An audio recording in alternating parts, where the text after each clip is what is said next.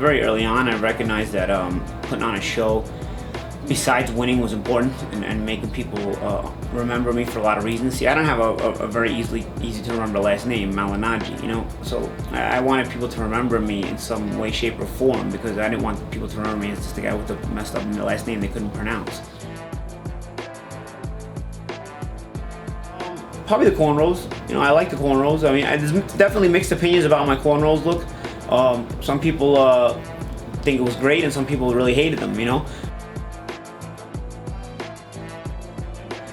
It was the Last Samurai look from Tom Cruise. It had like two ponytails, where I had my long hair and I had a ponytail up here and a ponytail in the back. I like that look, but in the Lozada fight, it started getting in my face a little bit. It started to come undone a little bit, and I realized, luckily, this was an easy fight. But if this was a tougher fight, you know, this hair could be complicated. So it was a one and done show. Three favorite looks, probably the spikes. Number one, I had those for a long time. Good years. I had a good amount of years with those spikes, and I you know, maybe I wasn't making the money I'm making now, but it was a fun time in my life. People can make fun of that look now. I mean, sometimes I get girls talking to me, and they say, "And I would have never talked to you if you had those spikes."